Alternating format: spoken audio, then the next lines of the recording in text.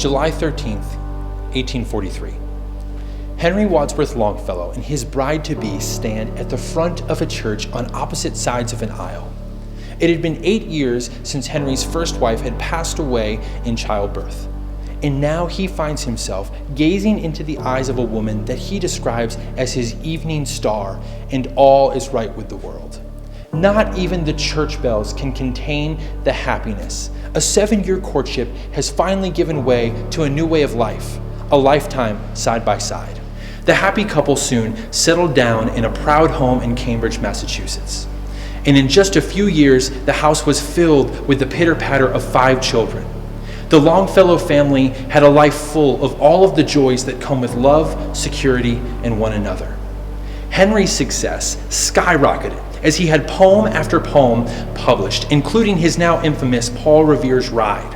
And by 1860, he had experienced worldwide fame, widely regarded as the greatest poet the New World had ever produced. Then, on April 12th, 1861, the nation shook as the sounds of war, muskets and marching men divide the Union in two.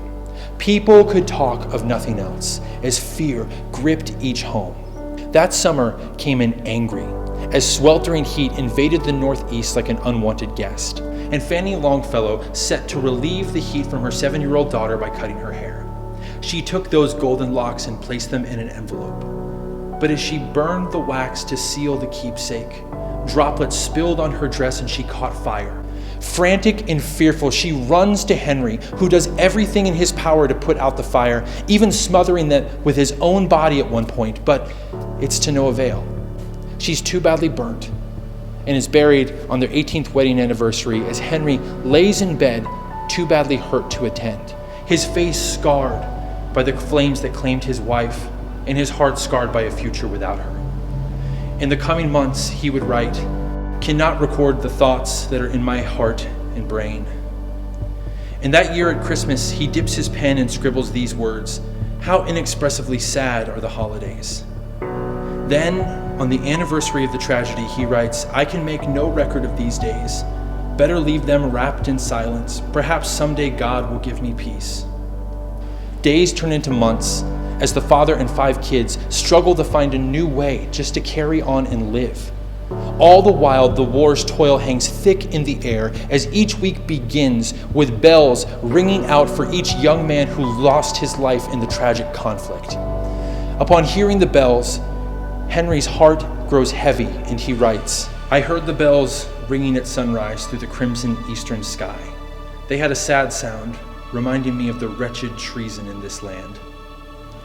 Then in March of 1863, Henry's oldest son sneaks out of the house and onto a train headed to Washington, duty-bound to serve his country in this Civil War. When Henry heard the news, his breath left him.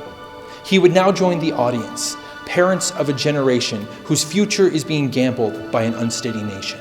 As the bitter chill of winter in December of 1863 made its debut, an icy blast reached the Longfellow family.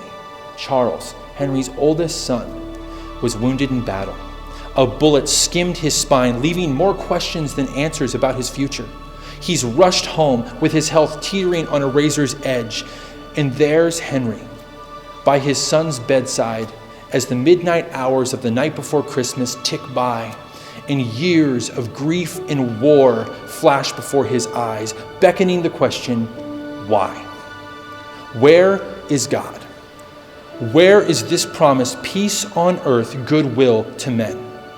Henry writes, "And in despair I bowed my head. There is no peace on earth, I said, for hate is strong and mocks the song of peace on earth, goodwill to men." Henry's glazed vision was broken by the Christmas sunrise and a melody soaring over the horizon. It was the sound of bells. But they were different this time. They didn't carry the joy of matrimony or the names of martyred men. They sang for something grander. And Henry's soul leapt as he realized that those bells mean that death is not an end but a beginning, because unto us was born this day in the city of David a Savior. And that bundle of joy in a manger means that peace is possible between God and man, that each hurt and dark moment is part of a plan, that sin in this world will not always stand. The truth of his life and sacrifice makes death an illusion. And with quill and ink, this weathered man recorded his conclusion. His words flowed smooth over soft parchment as his icy grief was melted away by dawning hope. And he wrote, "Then pealed the bells more loud and deep. God is not dead, nor does he sleep. The wrong shall fail, the right prevail, with peace on earth, goodwill to men."